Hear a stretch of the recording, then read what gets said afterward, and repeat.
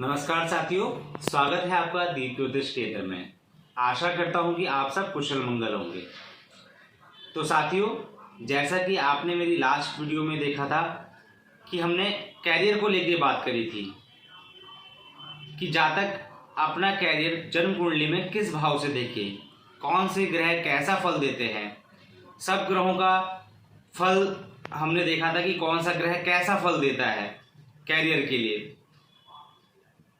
तो साथियों, आज हम बात करेंगे वैवाहिक जीवन, मैरिड लाइफ। कई जातकों के क्वेश्चन होते हैं कि कुंडली मैच करनी है और हमारी मैरिड लाइफ कैसी रहेगी, कितने गुण मिल रहे हैं, और कईयों का वैवाहिक जीवन खराब भी चल रहा होता है, यहाँ तक कि डिवोर्स की तक नौबत आ जाती है। तो ऐसा होता क्यों है? वो कहते हैं कि पंडित जी, हमारे तो 36 में से 30 गुण मिले, 32 गुण मिले, 25 गुण मिले, लेकिन फिर भी इतनी दिक्कतें क्यों हैं? तो साथियों, मैं आपको एक बात बता देना चाहता हूं कि ये सब गुण मिलने से नहीं होता है। जातक की कुंडली में ग्रह भी देखे जाने चाहिए कि उनका वैवाहिक जीवन कैसा रहेगा। क्या उनके ग्रह उनके साथ दे रहे हैं वैवाहिक जीवन को निभाने के लिए? किसकी कुंडली में कैसा ग्रह है, कौन सा ग्रह अच्छा है, कौन सा अशुभ है। तो ये सब चीजें हमें कुंडली में देखनी पड़ती हैं कि आगे का वैवाहिक जीवन कैसा रहेगा। अगर आप कहते हैं कि मैंने 30 गुण मिला दिए और मेरा वैवाहिक जीवन बहुत ही अच्छा रहेगा, तो आप ऐसे आंकलन नहीं कर सकते। उस आधार पे आप आंकलन नहीं कर सकते हो। आपको आपके वैवाहिक जीवन के लिए, आपके वैवाहिक जीवन सुखमय चले, उसके लिए आपको आपकी कुंडली के ग्रह देखने पड़ेंगे। क्या वो उचित फल दे रहे हैं? क्या दोनों की कुंडली में मैरिड लाइफ अच्छी है? तो साथियों, अब मैं आपको बताता हूं कि आप जन्म कुंडली में वैवाहिक जीवन का जो स्थान है, जो भाव है, कौन सा होता है।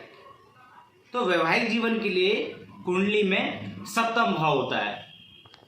मैं आपको एक चार्ट दिखा रहा हूं, तो आप इस चार्ट के जरिए देख सकते हैं कि सातवां भाव कौन सा है। सातवें भाव से ही हम वैवाहिक जीवन हमारा कैसा रहेगा, कितने उतार चढ़ाव हैं, ये सब चीजें हम सातवें भाव से देखते हैं।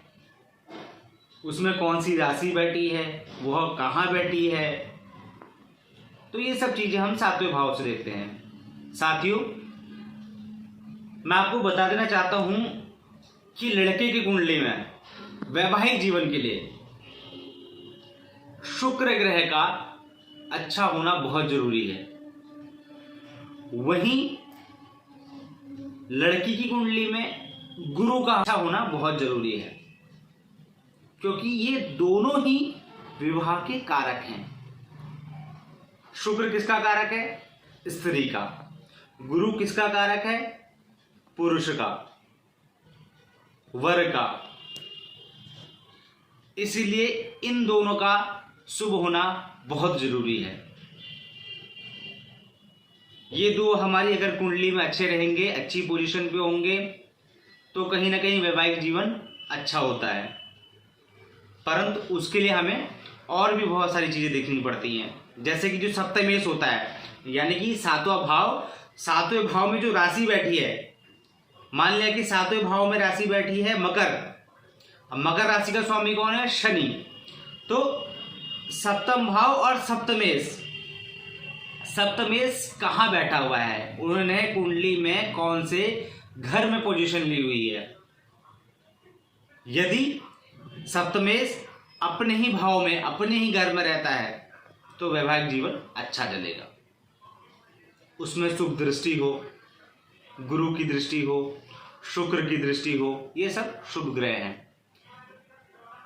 और इसी के विपरीत अगर सप्तमेश यानी कि शनि, जैसा कि मैंने बताया कि मान लेते हैं कि वहां पे मकर राशि है और शनि 8वें भाव में या 6ठे भाव में या द्वादश भाव में हो, तो वैवाहिक जीवन कहीं ना कहीं उतार चढ़ाव भरा रहता है। सप्तम भाव में कहीं कोई पाप ग्रह की दृष्टि तो नहीं है। सप्तम भाव में राहु बैठा हो, राहु केतु की युति हो, दृष्टि हो, तो इन वजह से भी जो वैवाहिक जीवन में समस्याएं आती हैं, लड़ाई झगड़े हो गए, भ्रम हो गया, वो सब इस वजह से होता है। इसीलिए कभी भी हो जातक को विवाह के समय कुंडली मिलाने के साथ साथ वैवाहिक जीवन पे भी चर्चा करनी चाहिए कि आगे का वैवाहिक जीवन कैसा रहेगा, तभी वैवाहिक जीवन अच्छा हो सकता है। सप्तम भाव में यदि शुभ दृष्टि है, गुरु की दृष्टि है, शुक्र की दृष्टि है, सप्तमेश अपने भाव में बैठा हुआ है, तो बहुत अच्छा वैवाहिक जीवन चलता है। सप्तमेश सप्तम उच्च राशि में बैठ गया, तो इन सब चीज के लिए बहुत सी चीजें देखनी पड़ती हैं कि कौन से ग्रह की पोजीशन क्या है।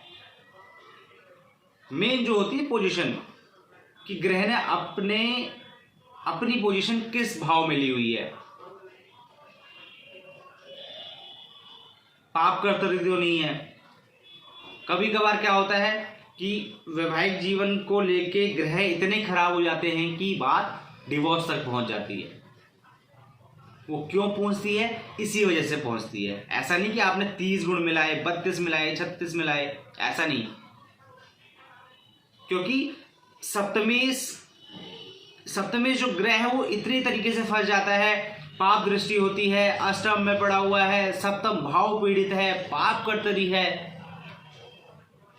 तो उस भाव में बल ही नहीं रहेगा। बलहीन भाव, बलहीन ग्रह आपको क्या फल देगा? इसी वजह से कहीं ना कहीं वैवाहिक जीवन में जो है दिक्कतें आती हैं। तो साथियों, यदि आप भी कोई भी वैवाहिक जीवन को लेके परामर्श करना चाहते हैं तो आप मेरे से कर सकते हैं। मेरा नंबर मेरे डिस्क्रिप्शन में दिया है। क्योंकि सिर्फ एक आधार पे हम वैवाहिक जीवन का आंकलन नहीं कर सकते हैं। उसके लिए हमें ग्रह देखने पड़ते हैं, अंश देखने पड़ते हैं, दृष्टि, शुभ अशुभ दृष्टि देखनी पड़ती है। तो साथियों, यदि आपको मेरी ये वीडियो पसंद आती है तो लाइक करें, कमेंट करें, शेयर करें और सब्सक्राइब करें। और जल्द ही आपको मिलते हैं दूसरी वीडियो में। किसी और भाव के बारे में आपको हम बताएंगे। तब तक के लिए नमस्कार, जय श्री राम।